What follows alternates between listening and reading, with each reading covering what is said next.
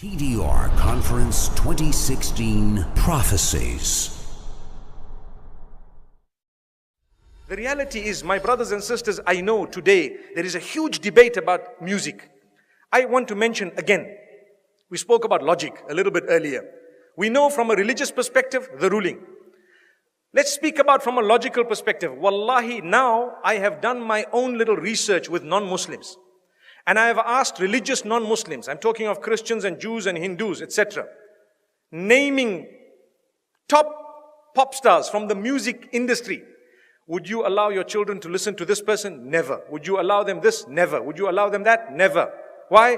It's dirty, it's immoral, it's filthy, it's degrading, and it's unacceptable. Not in my home. But you're a Christian, I know, not allowed. But you're a Jew, not allowed in my home. But you're a Hindu, never, not with my children. Why? Because the industry is dirty. That's what it is. So people argue, no, there is maybe perhaps, I do agree. Perhaps the duf is permissible within certain limits. Within certain limits. Perhaps if you are singing an Islamic song with beautiful meanings, perhaps within limits, there is a certain permissibility. But here I'm speaking of the musical instruments and the music industry, whereby people start shaking. I don't even know what.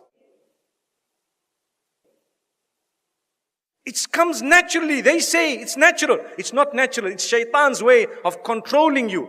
You listen to the beat continues. You start tapping your finger, you start moving your head. A little while later, you start moving the top of your body, and a little while later, you start moving the bottom of it. May Allah subhanahu wa ta'ala forgive us. And the words have become so dirty, my brothers and sisters, that it is a sign of the hour. And people say, nothing wrong. My brother, you have a beard that reaches the ground and you're still bopping. Astaghfirullah. May Allah forgive you and forgive all of us. You cannot do that. We need to be careful. I want to teach you something very, very beautiful. Why don't you replace that with the Quran?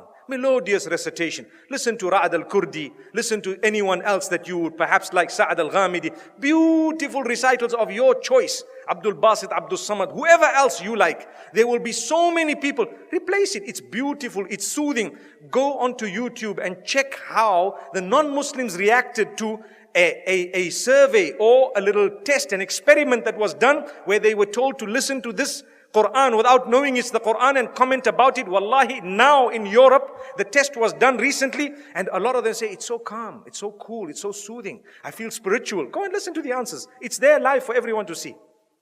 And we Muslims who have the Quran, we are not achieving any soothing, no comfort, no nothing from this. How and why? Surely you can replace it. I would rather be resurrected and arrive in the presence of Allah subhanahu wa ta'ala, having known as a person who gave up dirty music for the words of yours, O Allah. I didn't want to listen to all of this. I gave it up. I know there was a debate about halal, haram. I do know the majority of the scholars said it's not permissible. I do know some of them said, okay, within a certain scope it's okay. But remember, those who say within a certain scope it's okay, none of them say that the musical industry of today is permissible. Not even one of them.